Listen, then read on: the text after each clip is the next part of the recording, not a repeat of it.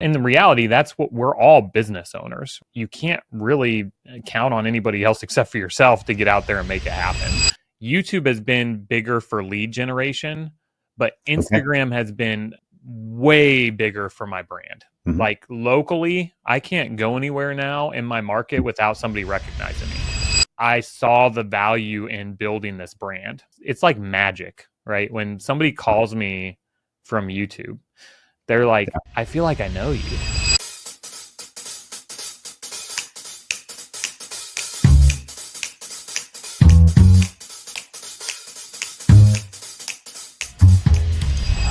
Well, first of all, welcome to the show. Thank you for joining me. Thanks for having me. Yeah. So Kyle Talbot, the amazing realtor out of Kansas City, Missouri, the officially the hype man of Kansas City. And that's where I wanted to start. How in the world did you pull that trick off? It was a trick. It was actually a marketing trick. You know, when I started building my social media presence specifically on Instagram, because that's where I'm known as the official hype man of Kansas City, I kind of branded myself as the unofficial hype man of Kansas City as I was growing. I started making a lot of content around, news and development in my market. And Yep. I just, you know, there, I have this thing with media where I hate the fact that it's so negative, that the fear and all the negative headlines is what leads most local news sources. And so I started pushing, more positive, like, hey, this new development's coming, or, this is something that's cool that's happening here. And I branded myself as the unofficial hype man of Kansas City. And then I had the opportunity to interview the mayor of Kansas City for my YouTube channel.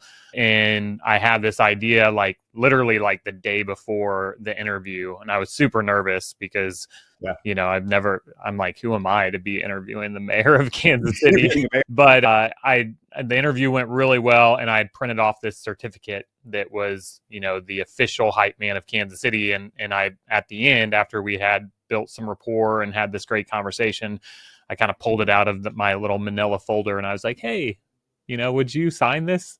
And I had, videographer there. And so they did a photo op and the whole deal. And then we posted that on my social media and I changed it from the unofficial to the official hype man of Kansas City. The official. Yeah. By mayoral proclamation. Yeah. That is awesome. And it's funny because some people thought it was like legit real. And I'm like, yeah, we'll let them think that. Exactly. But how did you even pull off an interview with the mayor, let alone the manila envelope? Where did that idea come from? Well, it actually kind of fell into my lap, to be honest. The assistant of the mayor reached out to me on Instagram and she was like, Mayor Q, his name's Quentin Lucas. He's like my age. So he's one of the youngest mayors in the history of our city. And he's just a cool dude. He wears like, Jordans and with a suit, and he's just fun. But the assistant reached out to me and was like, Mayor Q would love to do an Instagram live with you sometime, because I was amassing this following on Instagram. And it was around the time where there was all this news coming out about the Chiefs and the Royals in my market, that, we're a big sports town. There was this huge vote coming up to extend a sales tax to fund their stadiums. And so I was doing a lot of coverage on that, and I was getting noticed by all these local politicians. And I actually did Instagram live with a local legislator where we talked about, the Royal Stadium and all these plans and stuff. And I guess, either Quentin Lucas saw it or his assistant saw it and reached out to me. And then I kind of countered with, hey, what if we did a YouTube interview instead? And they said yes. Perfect. Yeah, that's we've had a number of folks that are using social media, various platforms at a really high level. And one of the consistent themes has always been, when you build an audience, you can do different things with it. Just because you might be in the real estate industry, and that's great, but the eyeballs, the audience gives you the opportunity to take it in whatever direction it wants to go in, as long as you're open to those opportunities. That's really cool.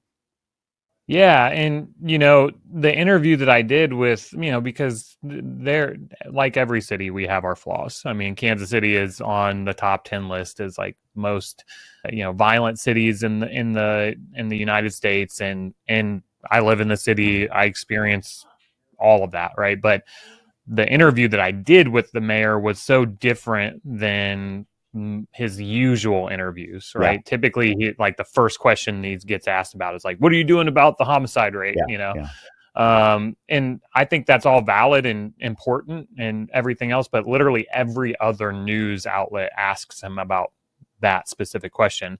So I just kind of catered it more towards what my platform has been about. We talked Mhm. about the future of the city, and we have a lot of exciting things that are happening here in Kansas City. We're hosting several World Cup matches in Mhm. 2026. We have some really cool developments going on. We're accessing our riverfront for the first time ever, Mhm. and so we focused on that kind of content, and for the most part, it landed really well. Perfect. The official hype man of Kansas City for good reason, right there. Yeah. Yeah. Okay, but we'll get to the Instagram platform and that story in a second, but you are relatively new to real estate as a from the sales side, Yeah. right? So I will have been licensed for 2 years in November. Unbelievable. So share with folks what you were doing 2 years and a couple of months ago. Yeah. What were you doing before this? Yeah. Sure. So I feel like kind of contrary to most agents who get into real estate, I come from a sales and marketing background. Mhm. I've been a 1099 sales person for the majority of my career. Mhm. I owned a roofing company for a little bit. Before I got my license, I was actually working because I grew up on the Kansas side of Kansas City, and then I moved to Denver Metro and lived there for almost 10 years. And that's where I started my roofing company. But in 2020, along with many other people, our priorities shifted. We Mhm. had several kids, and all of our family was in Kansas City. So we decided to move back. So I took a step away from that company, and my cousin owned a roofing, siding, window, and gutter company here in Kansas City. So I was just doing sales for him. And it was a pretty sweet gig for me, honestly. Like, Mhm. he did a ton of marketing. And so I was his only sales guy. He just fed me leads and I ran appointments. But, in 2022, when interest rates shot up, Mhm. and it affected many people in this business, it also affected our business because Sure. most people were doing cash out refis.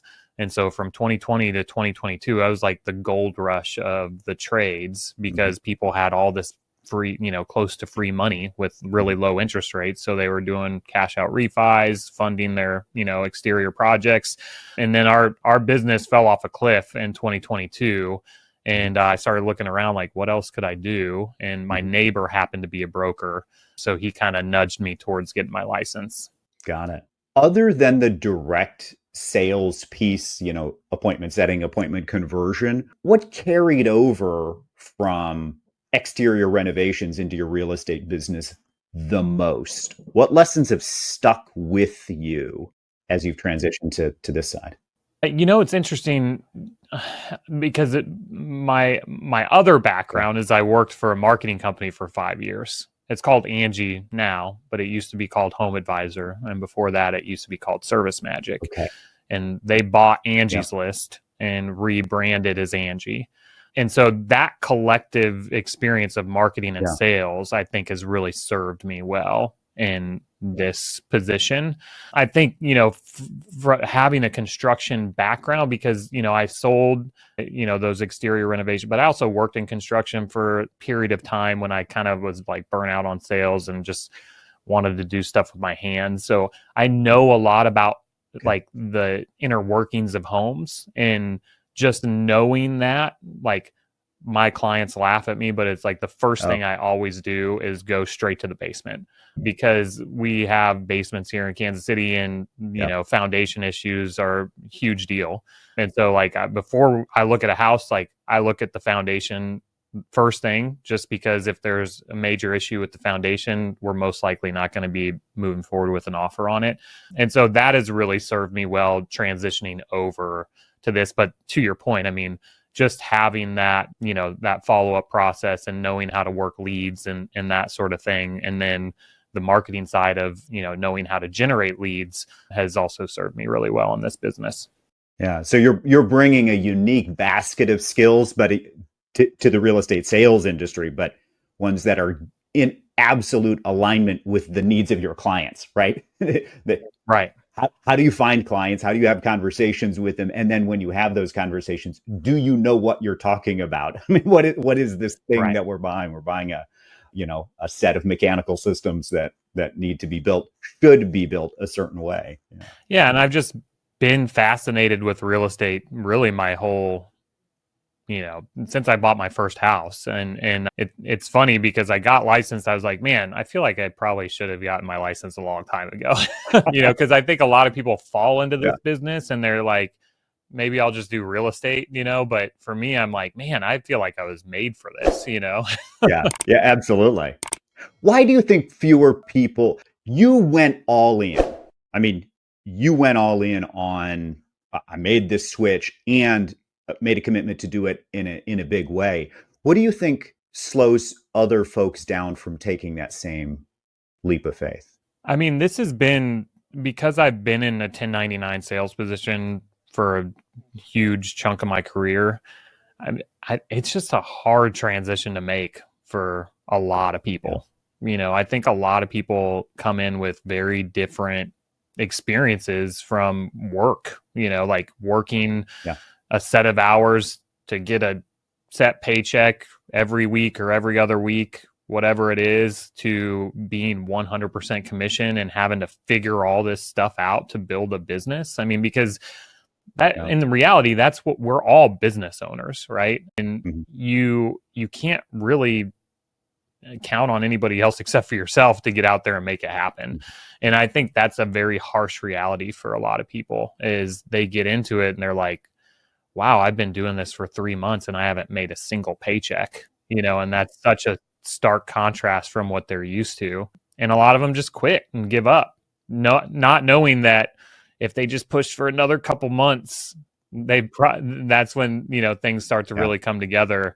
And I think that's true for any commission only sales position, because I've seen it in other, markets and things like that. Is people usually give up right before it starts getting good. Right before it starts. Yeah. The benefits take a minute to accrue, but once they start, they continue. If you keep doing the work.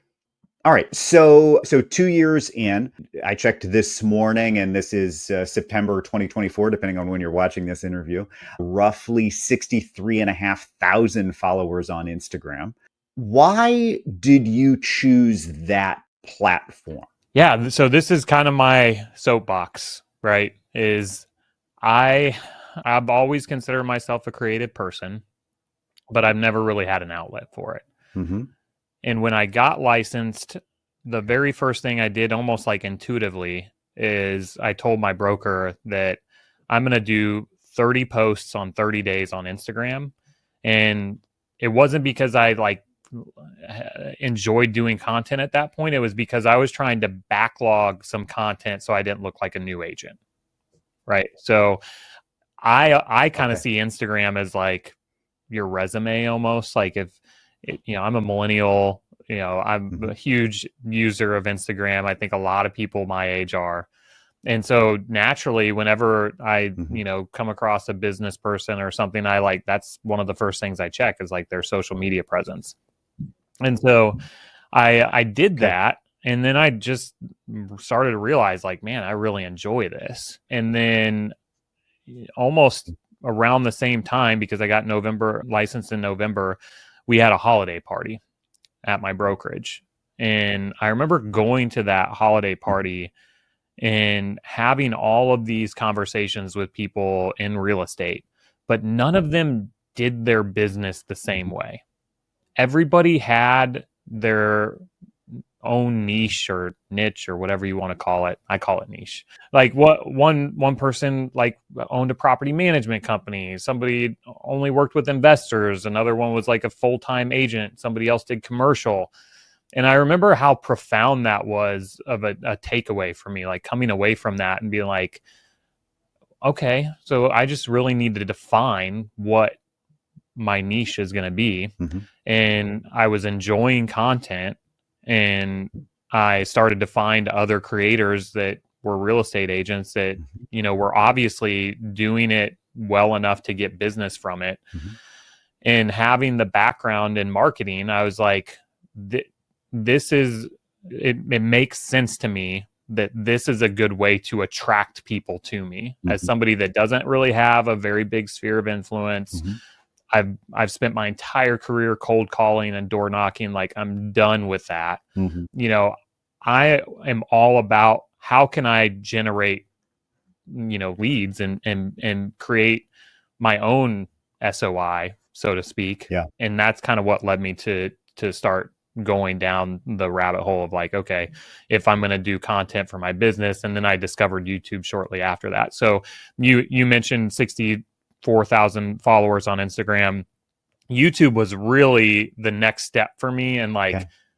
this is going to be huge for my business, because I listened to podcasts, I found all these people that do YouTube, and I'm like, long form content makes sense, because if somebody, like, I am obsessed with YouTube. Mm-hmm. Whenever I'm doing like a DIY project, or I need to know anything about my house, that's the first place I go, because you'll find a video on like how to replace a garbage disposal, or you know, any of those things. Yeah. And so I went all in on making YouTube in January of 2023, and then it was about halfway through 2023 where Instagram kind of evolved into what it is today. Got it. So, okay. So I want to go back though. You're at this holiday party, you're having conversations with folks. I mean, you concluded that you needed your own niche. You needed to drill down into one thing. I think a lot of folks might try all sorts of things. You seem to have taken a different approach. I mean, you seem uniquely focused on this as your thing. Tell me a little bit more about that. Yeah. Well, ironically enough, I mean, I've been an entrepreneur for a long time, and I read Gary Keller's The One Thing along, like, many years ago. And, you know, I think like I'm probably undiagnosed ADD, and, you know, as with probably a lot of people in this, you know, career path. But yeah, I mean, I have to focus on one thing, or else I just get super overwhelmed, you know. If I can, and then I also have to believe in it, right? And so what really, I mean, the reality is, the main reason I decided to go all in on video content is because there was nobody in my market that was doing it well. And so I saw an area of opportunity, and I had never made a YouTube video in my life, but I believed in myself enough to know that I can make a better YouTube video than what was being put out in my market. Okay. And I love that combination. You came to a new industry with a specific basket of skills based on previous experience, marketing, construction. You got a unique perspective and a desire to scratch your own itch, right? You use the platform. You are a consumer of Instagram and YouTube, and recognizing a market opportunity. I mean, you took that's a very thoughtful approach versus something that might look a little bit more scattershot. You know, I'm just going to try this for a second. I mean, it seems like you thought it through. Well, and I mean, I also had the ability. I mean, for the first 6 to 9 months of my real estate career, I was also selling exterior siding, windows, roofing. I was still doing that commission only job, running leads when I could, but I was hyper focused on making content for my real estate business. So I didn't necessarily need to make money right away. And I think that was an advantage that I had coming into it, because I knew what it could be. And the reality is I didn't close my first deal from YouTube until September of 2023. So it took 9 months to get, you know, from releasing my first YouTube video to actually seeing it come to fruition and close a client. And, you know, and I don't think many people have that luxury. You know, the reality is if I would have came into this business and started doing cold calls and door knocking and farming and all that stuff, I probably would have had success a little earlier on. But I saw the value in building this brand, right? And an attractive base marketing, because now, like I always tell people, like it's like magic, right? When somebody calls me from YouTube, they're like, I feel like I know you. Yeah. You know, because they've watched so much of my content, and I just try and deliver highly valuable information. I mean, everything that I put out is like thoroughly researched. We script everything. It's not just me giving my opinion on things. It's, you know, we're providing real, you know, impactful information for somebody that is relocating to a new market. And then on Instagram, you know, that's where I do more hyper local news based content.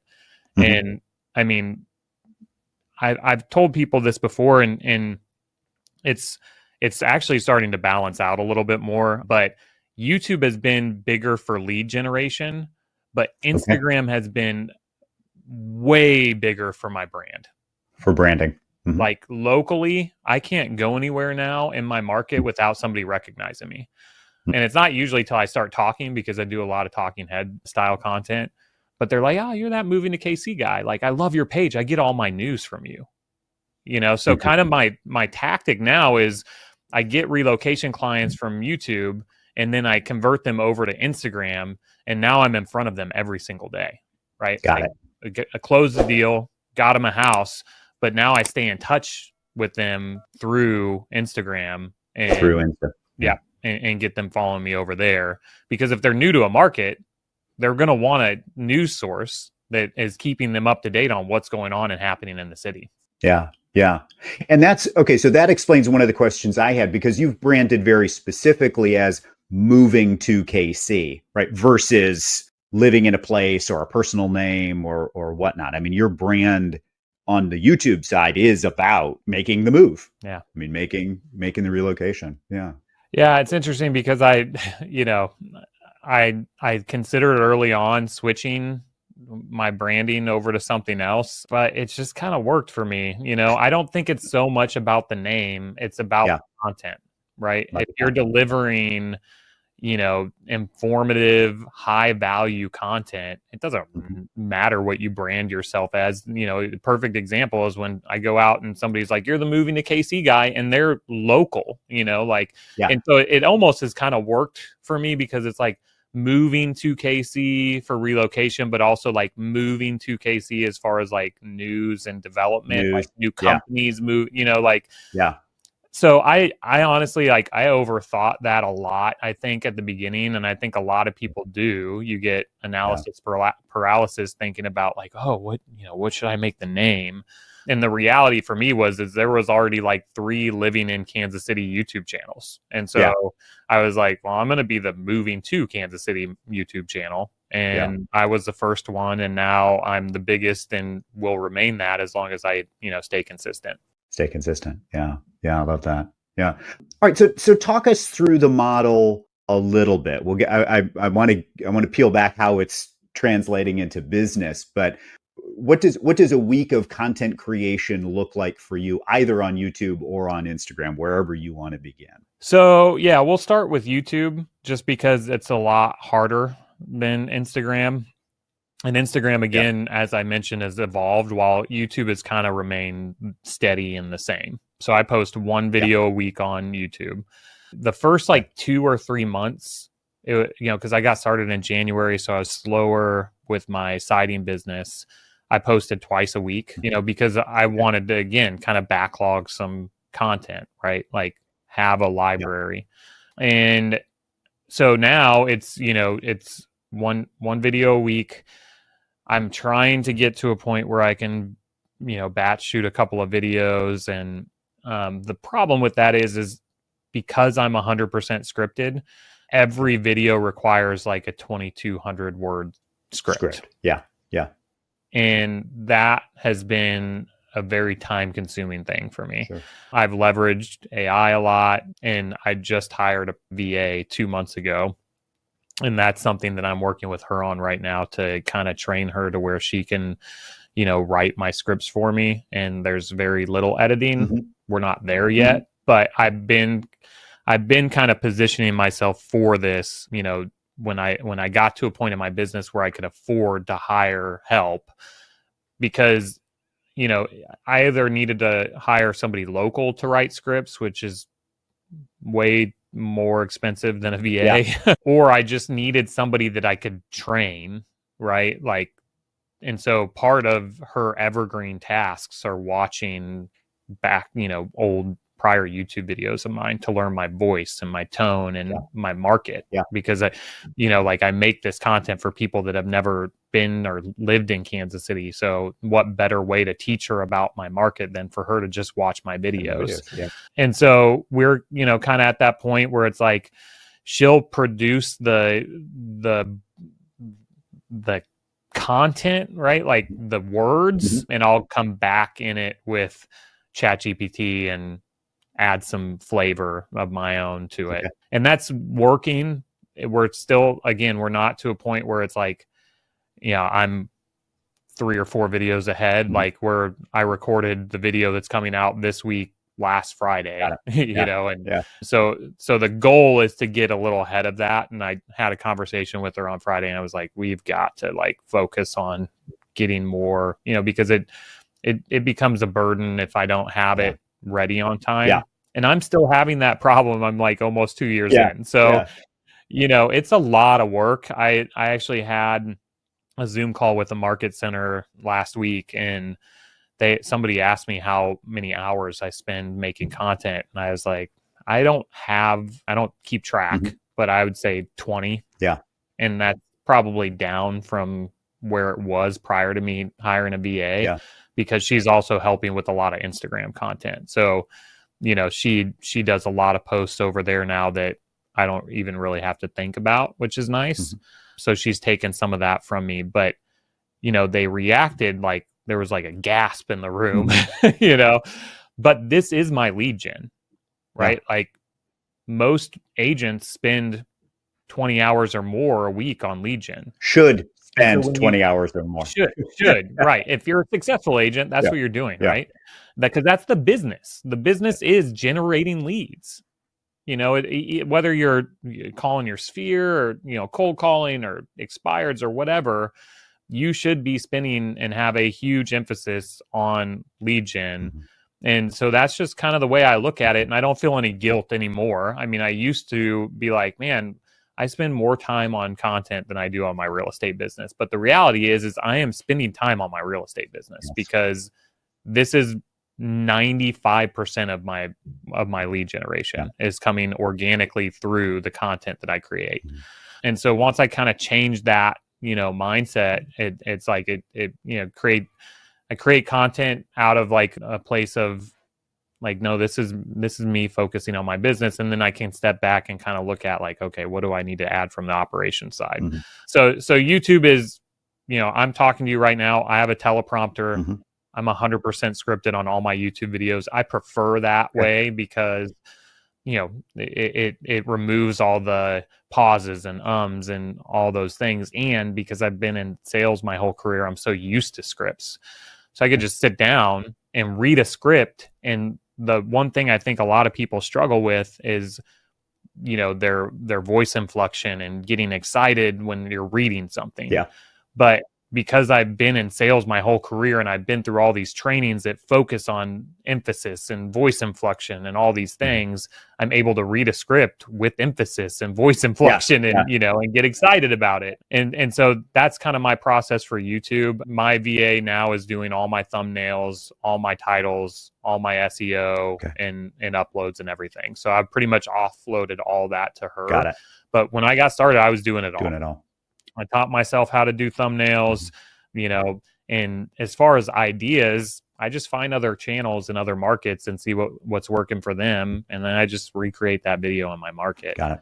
So I don't know if you want to pause and talk about YouTube for a second before we move on to Instagram. Yeah, I'm curious. So how would you describe the mix right now in terms of, I mean, it's all real estate related or real estate adjacent because this is a real estate business. But if you were to say, this is pure, like a pure real estate YouTube video, a 50-50 mix, or this is local? Like, how would you, if you were to lump it into those, say, 3 categories, how much of your content falls into each category? So almost everybody that comes from my YouTube channel is a relocation client. Yeah. So, I mean, the majority of content that I do on YouTube is catered for people who are relocating. Relocation specific information. Yeah.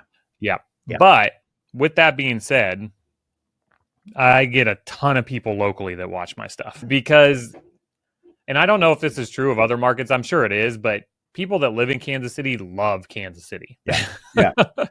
And so they'll watch a pros and cons video about Kansas City and they'll give their opinion about it. Like, oh, you missed this one, or, you know, like the great list, or, you know, whatever. So I did start mixing in some content kind of catered for my local audience too. Yeah. So I'll do occasionally like a home tour of a cool house, or my most viewed video that I put out over the last 60 days, I just did like kind of a longer form of what I do on Instagram on developments. Okay. And I think that this lands well with everybody because people who are moving here also want to know what's going on in the market that they're moving to. So I did this, you know, 16-minute video on like, these are the top 7 developments that are taking place, and here are some updates on them and what they're all about, et cetera, et cetera. And those videos will crush it on my channel. But I'm dominating search in my market because I focus so much on keywords and my analytics and average watch time, and, you know, like, just I've kind of obsessed over that kind of stuff. Okay.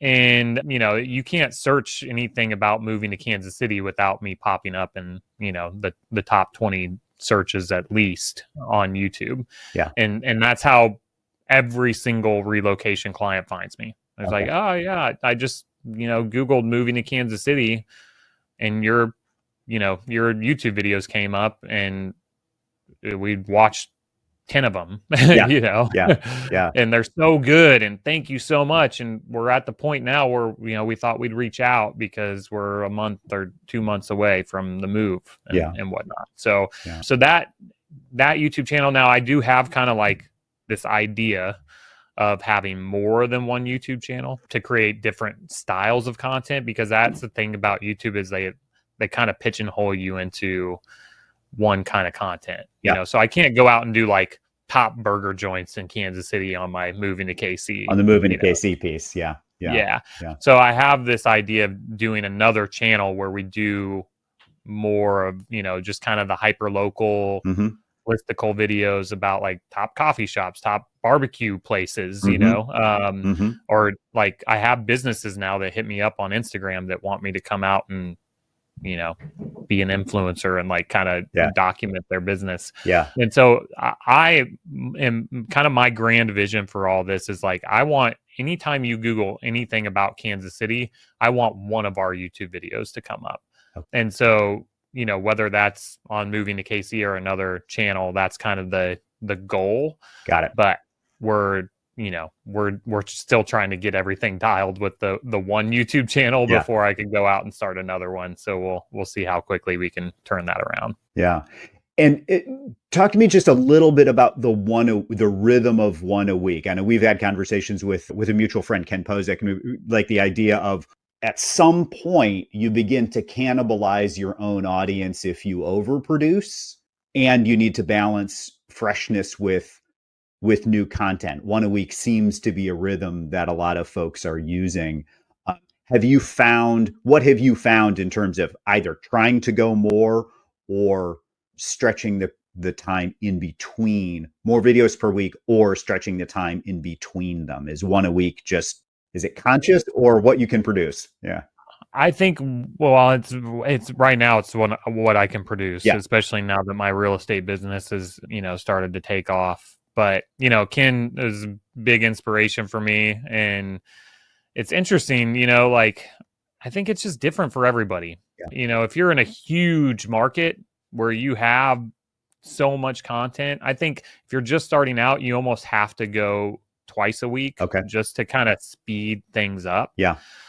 But now what I found is I post at the same time every week, 5 p.m. on Friday. Okay.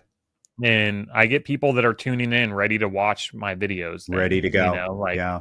Yeah. and so I've kind of created this like fan base on YouTube of people that are just, they're expectant of that one video. And Ken's the same way. Yep. He releases his videos the same time. And so, I'd love to get that a little more dialed in terms of like what this is the day that I record that video. Right now it's like, how quickly can we get the script done? Mm-hmm. And then once the script's done, then I'll record the video. Mm-hmm. But I would love to like film on Monday, have it ready for Friday. And I have, another thing that we haven't talked about is I do have 2 editors that I outsource to for all my editing. Got it. And they're also remote? They are. Yeah. Yeah. Okay. Yeah. Okay. And then maybe we can just put a bow on the YouTube piece. So 2 years into the YouTube project, rough video a week, VA with scripting, 2 editors.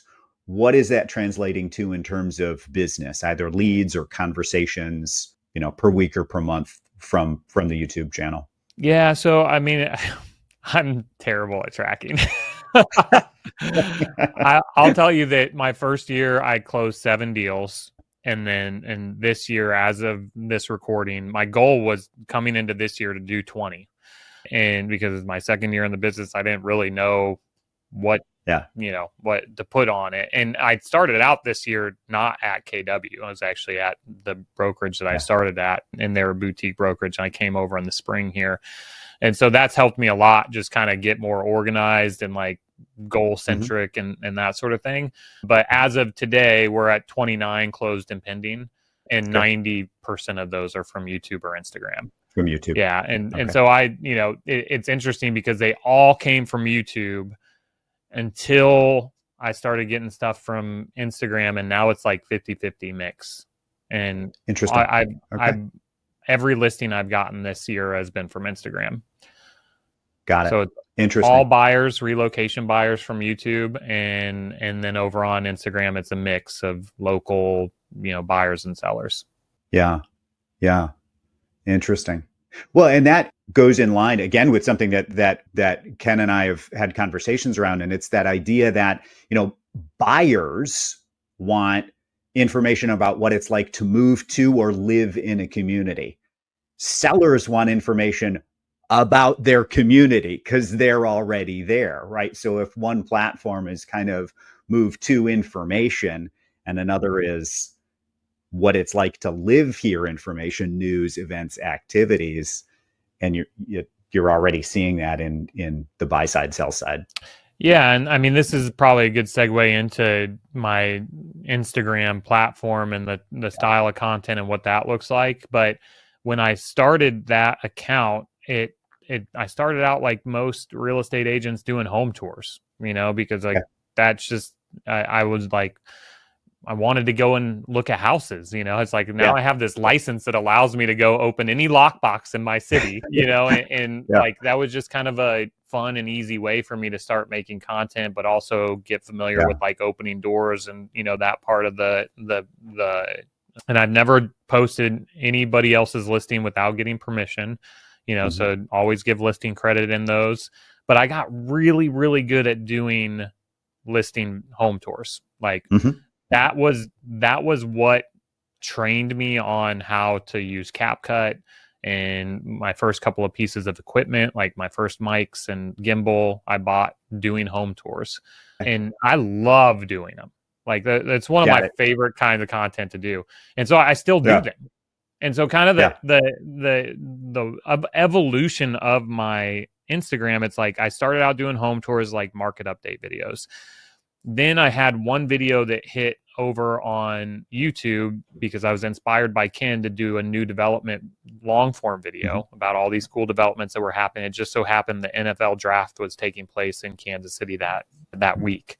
And so I kind of like timed it to like, I'm going to talk about the draft, but I'm also going to talk about like, we got a new airport. We have these other cool, projects that are taking place. And I'm going to do a long form video on that. And it blew up. I mean, I think I had lower expectations for the algorithm but Yeah. I was the only one that like kind of released a video, and it was like the future of Kansas City. And I started out talking about the draft, which was happening that week. And on Wednesday, when people started getting in town, the algorithm just took it and it pushed it. And so Got it. I had, I was 4 months into making YouTube videos. And at the end of that week, I had like 3,000 views on this one video. And I was like, I'm famous, like I made it. This is awesome. I am a genius. But to this day, I mean, that video has like 50,000 views, Yeah. and that honestly opened the door to making the style of content that catapulted me on Instagram. On Instagram. Okay. Yep. Because okay. I saw how that video was received. And then watching kind of what Ken did, I was like, this like development and news and stuff, like people want to see that because nobody's making this content in this way, right? They're article based, so it's like, honestly, my first video that blew up on Instagram was a green screen of an article on these Airbnb changes that went into effect in our market. And it, people just, what I've learned on Instagram is like, people want to know fast. Like, what is, give me the meat of it in 60 seconds or less. Yeah. And so I started making these like curated pieces of content, like talking head style development and news based, that was highly engaging, under 60 seconds. And I went all in on making that style of content on Instagram, and would mix in like a home tour or, something like that along the way. But I was really only posting like 2 or 3 times a week on Instagram when I was building my core audience, because I found what worked and I leaned into just doing that.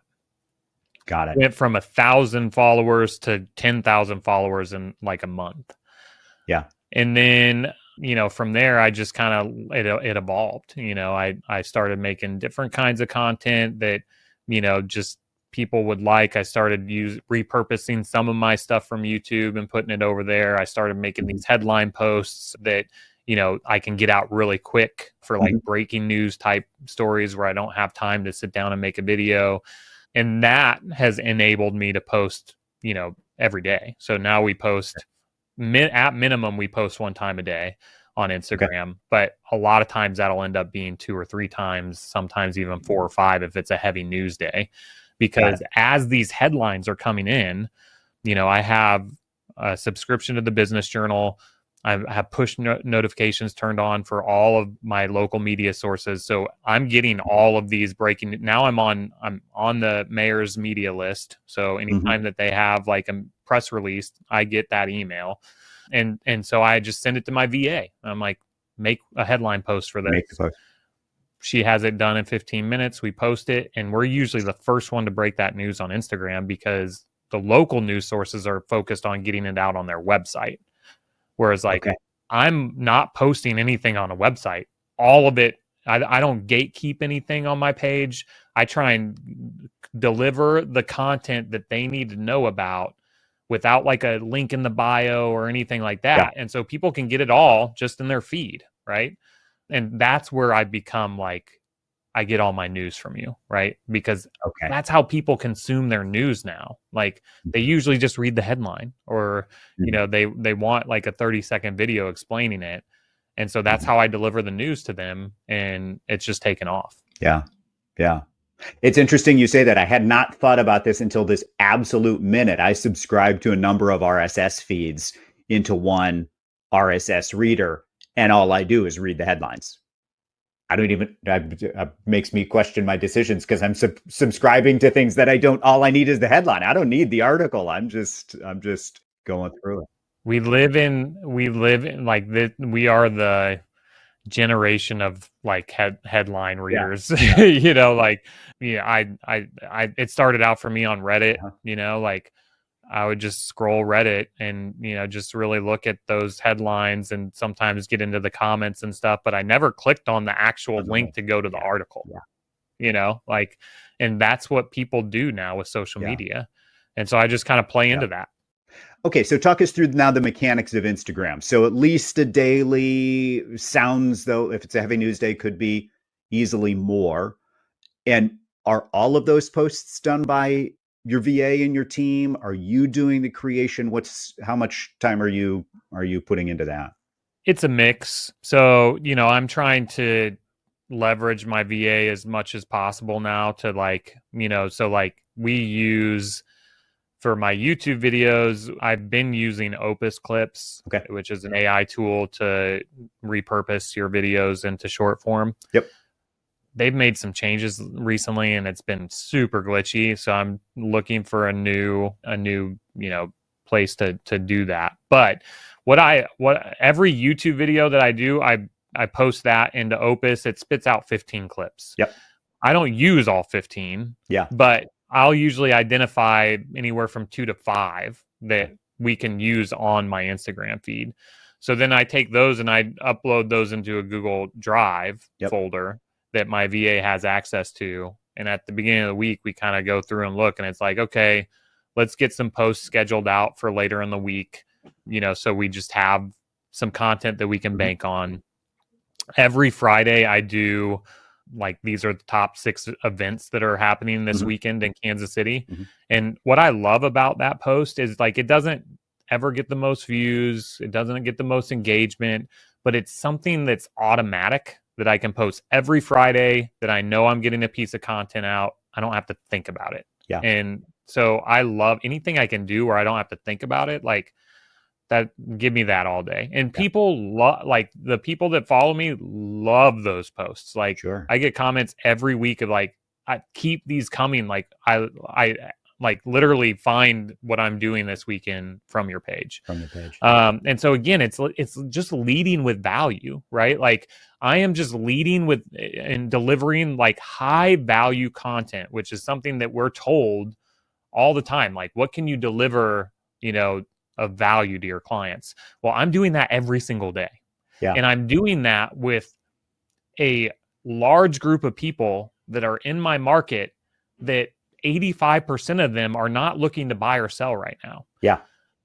But who's going to be front of mind when the time comes? Yeah. Right? Yeah. And that's exactly how it's played out. It's I have a $1.8 million listing right now from Instagram. And unbelievable. They reached out to me because they follow my page. I had a coffee date with a $2 million buyer last week, and I sat down with him, and he was just like, yeah, we're looking at maybe this year, but we got to sell our house first, and so if it's not this year, it'll be spring next year. But I asked him, I was like, how did you find me? And he's like, we love Kansas City. We've been considering leaving California for a long time. He's like an early retiree because he was a CEO that sold his business. And Silicon Valley, it's just the way things work there. Yeah. But he's like, I don't know how you worked your way into my algorithm, but I just started getting all your posts and I love them. And there's so much value that you give. So naturally, when we made the decision to move to Kansas City, I was like, I want to give this guy my business. Yeah. And That's so awesome. it's not what I love about it is there will be times where it's I'll go a week and I get no leads, but then the next week I'll get 10, because it's just, and it's in those weeks where I get no leads, I'm like, oh crap, is this not working anymore? The algorithm is broken. Yeah. But it always comes back in the end, and I just believe that wholeheartedly that if I keep delivering this value to people that live here in Kansas City, I don't need everybody to buy or sell through me. Yeah. I just need enough of the pie to, to make a good living and do the things that I want to do and enjoy what I'm doing. Right. Because if I was cold calling every day, I would hate it. Yeah. Yeah. And I tell people, it's I've been trying to get out of sales for 5 years. Yeah. And it doesn't feel like sales to me because I normally don't have to sell myself. When somebody reaches out to me, they've already made that decision that this is who I want to work with. And that's chosen. The kind of business that I want to run. I don't want to have to sell myself to people. I know the value, right? So if I can build a business around just attractive based marketing where people are coming to me, then, it doesn't feel as much like sales. Yeah. Well, you've literally just recreated the definition, which is one of my favorite definitions of the distinction between marketing and prospecting from Gary Keller's book, The MREA. And we'll post links to all of these books and all of the software that we talked about in the show notes below. But Gary says very clearly, right? Prospecting is you going out and finding people, and marketing is you putting out a message and they come and find you, right? And it's just that simple. And you can use both, and you've clearly mastered one of those approaches. Yeah. Well, it's working on it. That's good. Yeah, it's funny because it's like I was at Mega Camp, and that's kind of spun off into doing talks like this, and I love it because I so much enjoy what I do, and I hope that comes across to people watching. It's like I'm 38 years old. And I can honestly say that this is the first time in my career that I love what I do. And it's because I found something that is giving me like it's engaging the creative side of me. Yeah. And then I get I meet these amazing people, like I've met so many amazing people that reach out and they're like, we love, but you know what? The great thing is too, is like, the people that watch my content that maybe they're like, this guy's not my vibe, he obviously has some different beliefs that we don't believe in. They never reach out to me. Never reach out. Exactly. And that's the way I want it. I don't want people that don't want to work with me, that don't, that we won't vibe, to reach out. I want to work with people that like me. And so much easier. It's so much easier because that's when it removes the selling aspect out of it. Now I can just talk about the market. I could be like, okay, so this is your timeline. This is your price range. This is what the market's doing right now. This is the way that real estate works in our market. I'm going to send you over these documents. There's no hard press to sign anything. Yeah. It's just like, okay, sounds good. Yeah. Yeah, if you don't like playing tennis, I could talk myself blue in the face. This is why tennis is a healthy sport. You should really hold the racket this way, and but you're just gonna make yourself crazy. And why do we do that in real estate, right? Yeah, I mean, I think again, if there's one big takeaway for anybody from this, I would say find your niche as early on as possible. Yeah. Right, because social media at this level is not going to work for everybody's business. Yeah. Like, people are not going to enjoy posting several times a day on Instagram and one time a week on YouTube. Yeah. That doesn't matter. Find the part of the business that you do enjoy and go all in on that. Right. Because that's where the fruit is, right? That's where this business can really be so rewarding. Is like, I get to build my business around something that I truly enjoy doing. And there's no other industry that I know of that you have so many options for what that one thing is. Right. Yeah. And so, content creation and social media, I think everybody should do it at some capacity for their business, and it's going to look a lot different for everyone. Yeah. But it's not going to be the thing for everybody. Yeah. Yeah. Really good advice. And I'm going to go back to I'm going to rewind the tape just a little bit, because you've said, delivering value, right? And one of the things we know is that value is valuable because the receiver feels it, not because the deliverer delivered it, right? So it's the receivers that determine whether what we did was valuable. And you mentioned early on the amount of time you spend looking at analytics. If you would just, because I think this is one of the pieces that's really critical, and one of the distinctions between folks that are achieving at a high level on social media, is that they do spend time looking at analytics, maybe more than many of us do, right? Because that's where you learn what is valuable to your audience. So could you share a little bit on either on Instagram or on YouTube, maybe both, what you're looking at, what you're looking for when you dig into the analytics behind any individual post or video? Yeah, absolutely. So I'm not ignoring you. I just am going to pull this up real quick. So on my phone, I have a social media, little box. Yeah. And the top 3 ones are my YouTube Studio app, my YouTube, and Instagram. And I spend most of my time in these 3 apps. Okay. You know, I don't want to show you how many times I open them every day. And I actually have to set some parameters around, like I lock myself out of it during the day. Yeah. But this YouTube Studio app Yeah. is like what I obsess over. Okay. I don't ever open the studio on my computer because Okay. I can get all my analytics. You know, this is real time. Yep. The last 48 hours, I've had 4,409 views. Yeah. That's insane. That's nuts. Yeah. Yeah. 4,500 people have watched my content on YouTube alone in the past 48 hours. Yeah. Yeah. There's a guy that I'm not going to mention his name because I'm not as big as fan, but he calls it passive prospecting. Yeah. Yeah. And that's what it is. Yeah. But as far as analytics on YouTube, I've studied them. I've watched videos. I've, you know,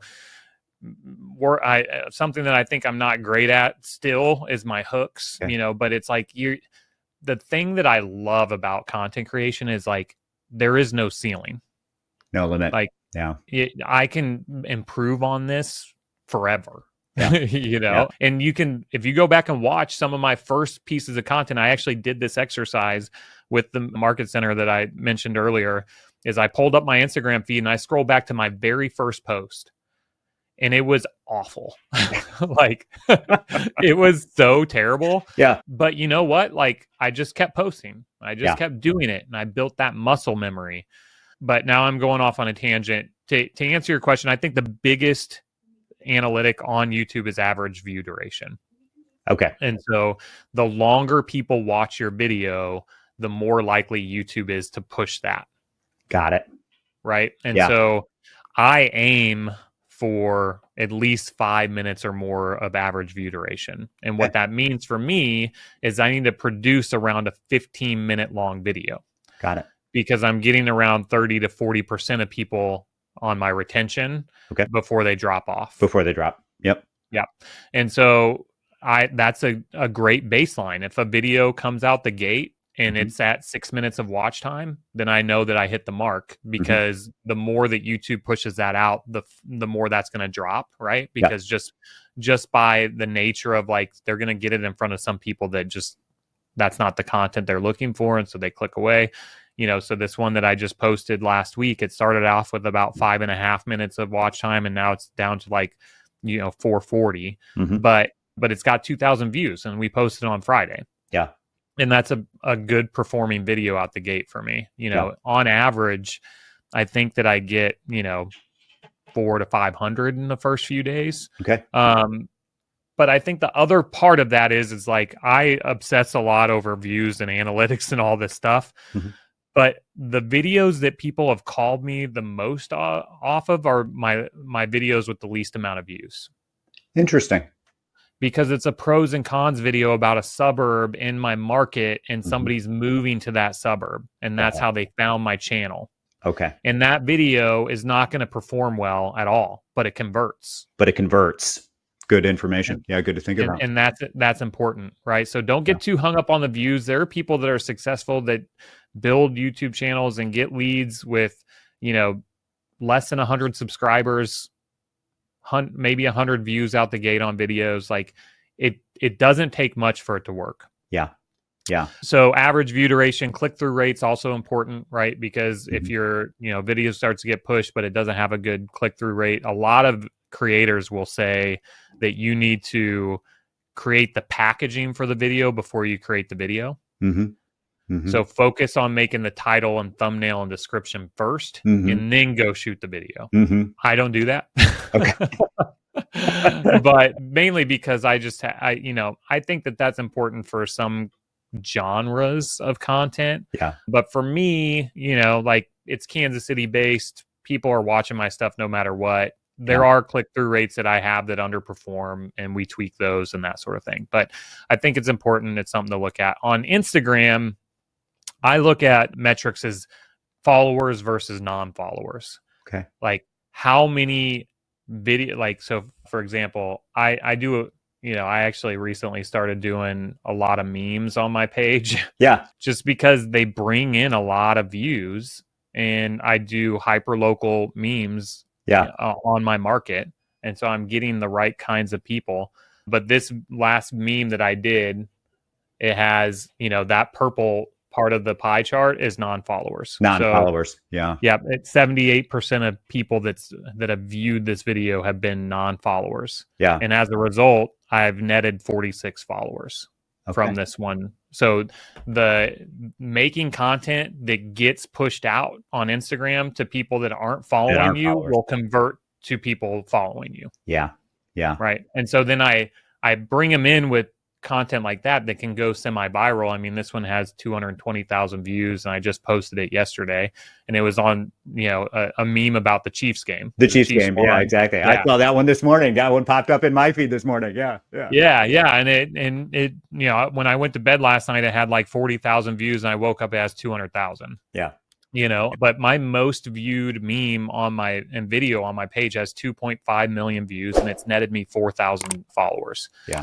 Amazing. And so, but then I convert them into like these super fans, right? Which is, I forget her name, but she was at the CEO summit at Mega Camp, and she talked about creating super fans. And it's like, they come in from the memes, and there's a lot of people probably in this industry that'll say, you're just doing it for views, blah, blah, blah. But then I lead with the value-driven content that I post on my page, and that's where they turn into actual fans, right? Yeah. So it's like I'm bringing them in with this funny piece of content, and at the end of the day, I'm netting more followers than I'm losing. Yeah.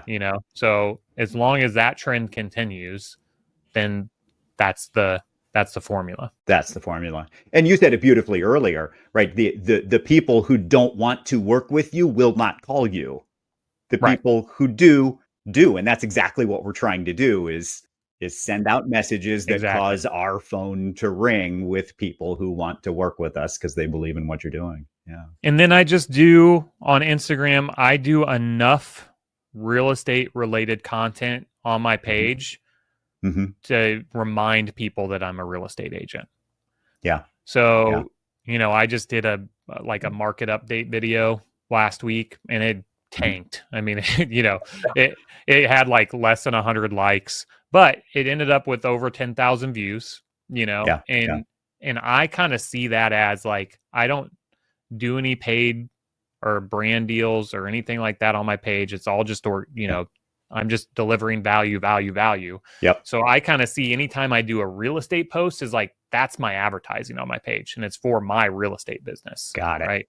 And so, like, and the home tours are part of that, right? Like I'll go do it, and those home tours, they crush it. I mean, but that's also what attracts sellers is now sellers see, okay, this guy has 65,000 followers. His videos that he does of home tours are getting 20, 30, 40,000 views and tons of engagement, and they're really, really good. Yeah. We're going to reach out to him to market our house. Yeah. And oh, by the way, here's how I work. And this is the contract for my services. Sign here, press hard. It's 2 copies. The conversion is done. Yeah. Yeah. I love that. All right. So just in terms of rapid fire, talk us through on the Instagram side, how you film, how you edit, just the mechanics of your process. So this is my studio. Yep. I learned very early that if I was going to make content my niche, that I had to have a place that I could sit down and record. Okay. And so, I invested in this awesome teleprompter. It's what I'm talking to you on right now. I have my DSLR, DLSR. I always get those mixed up. It's like the Sony a6000 camera that's hooked up through a Elgato Camlink converter. But this teleprompter is amazing because I have a Stream Deck. There's an app for it. I copy and paste my scripts into it. I can control everything from my Stream Deck here and just sit down, turn on all my lights. I have a place, pull up my recording software, and sit down and record a video. So that's how I do some of my talking head for Instagram. That's how I do all of my talking head for YouTube.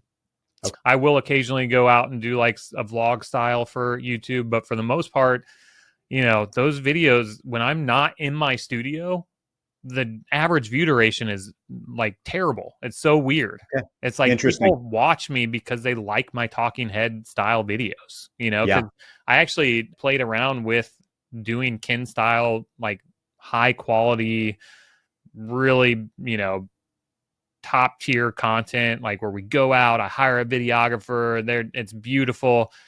And the drop off on those videos is insane. Like I just Interesting. get way Yeah. less people that I retain on those videos for some reason. So that, I think that's something for a lot of people to learn too, is like, listen to your analytics, because Yep. they will tell you what you should and Yeah. shouldn't be doing. And then CapCut, I mean, if somebody was getting started right now, I'm actually considering making like a playbook. Like, if you want to start, getting serious about making content, all you Yeah. need is your phone, a good mic, and get really good at Canva and CapCut. Yeah. Those four things, and you can do anything. Like I still post to this day a ton of green screen type content on my Instagram page, and I'm recording all that from my phone Mm-hmm. in CapCut.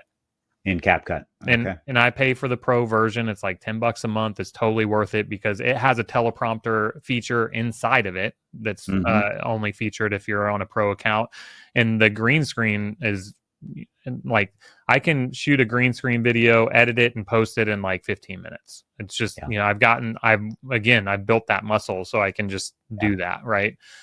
So those would be my pointers if you're looking to get started, is like, just start there. And again, on Canva, most of what I'm creating is on my phone. It's, I do stuff on desktop, but I have Canva and CapCut on my phone, and that's where I use the majority of them. Got it.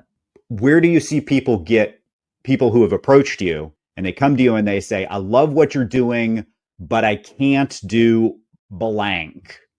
What is the thing you hear most often that gets in people's way? I think the time is the hardest thing. And that I don't have a Yeah. great answer to, because I've built my business around Yeah. spending a lot of time making content.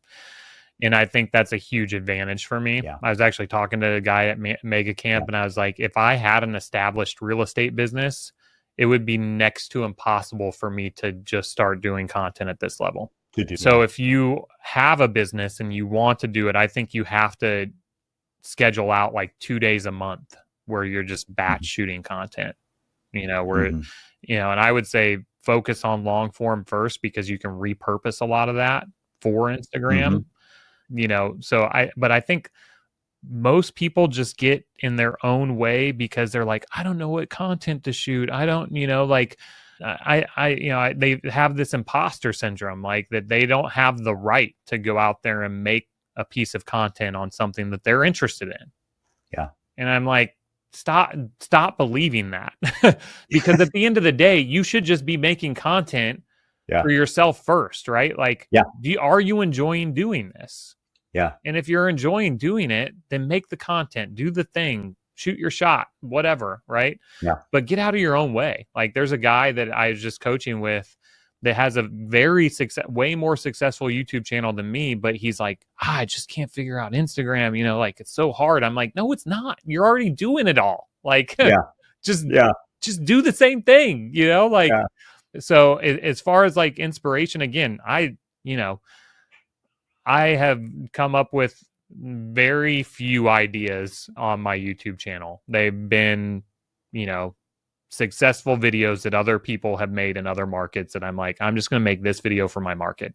So if you're looking to get started, go to my YouTube channel. Yeah. Find my top 10 performing videos and make those for your market. Make those. Yeah. Yeah. We can go see, especially on a platform like YouTube, right? We don't have access to your YouTube studio, but you can go into YouTube and figure out whose videos are performing, who's performing, which of their videos are performing, what's doing better, what's doing worse. The information we need to get started is right there, as long as you make the time. I think that's a really critical point. You got to make the time to do it. Yeah. Yeah. Good. Yeah. Final thoughts? What didn't we cover that we should have? Man, this has been, I feel like we've covered a lot. Yeah, and I am grateful for the time. This is huge. I hope folks have watched to the end because you've delivered solid value throughout. So thank you for that. The one thing I will tell people that we did not cover is about Instagram specifically. Okay. You grow on Instagram through Reels. Okay. Yeah, we didn't. So don't follow me and think that because BAM, the Broke Agent Media podcast, they just did, a reel 2 weeks ago where we're talking about my page. Mm-hmm. And Eric, who I love those guys, they're great, but I feel like he undersold it a little bit because he pulled up one of my headline posts and he's like, these headline posts are super easy. It just puts the headline in and they're getting 5,000 likes. Yeah. But I didn't start doing that content until I had 30,000 followers. Okay. And really good. And I grew 100% through posting Reels. Got it. For about a year, all I posted on Instagram was Reels. And that opened the door for me to start posting other styles of content. Doing other things. Oh. And so don't have the expectation that you're going to be able to just go and start making these headline posts and stuff and that's going to get 5,000 likes because it's not. Yeah. That you're not going to get in front of the people. The Instagram will not push that. Yeah. Just a one image to, 78% non-followers. Yeah. You have to put in the work right through Reels to grow on Instagram. Yeah. And that's why you watch these videos until the end, because sometimes the gold is at the bottom. Yeah. Really important. Yeah. You get 5,000 likes when you have 50, 60, 70,000 followers already, not vice versa. Yeah. The interesting thing is those have been outperforming my Reels now. Interesting. Is it longevity? I don't know what it is.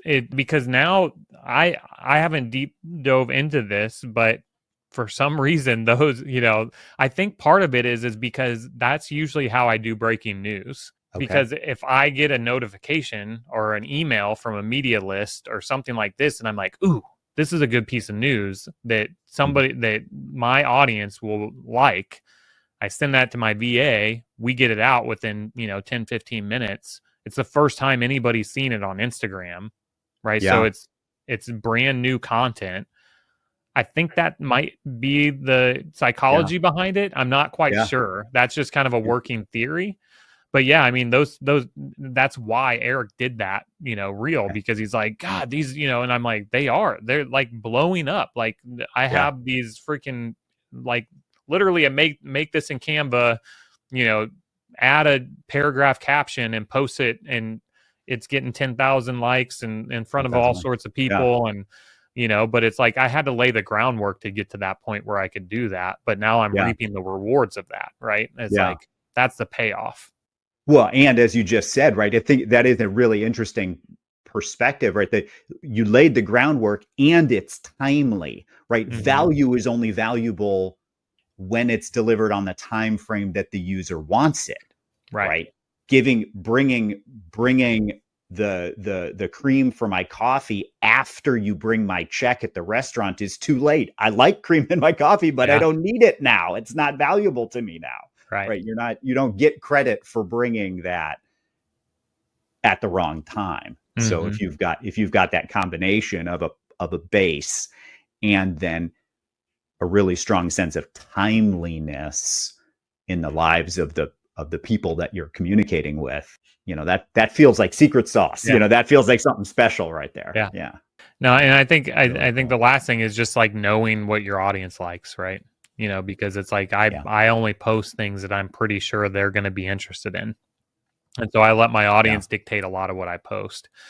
And, I'm a news source that posts very, very little negative news, like and I just, it's kind of, that's how I see the world. I'm a glass half full type guy. And I think that social media has way too much of that fear driven, negativity that I want to be kind of a positive, source for people that are in my market. And I think that really rubs off on, a lot of my followers. And, I don't see eye to eye with everybody. I try to engage in my comments as much as I can with people, and I try and be honest about like what my opinions are of things, but I also try, when I'm delivering the content, I try to be as unbiased as possible.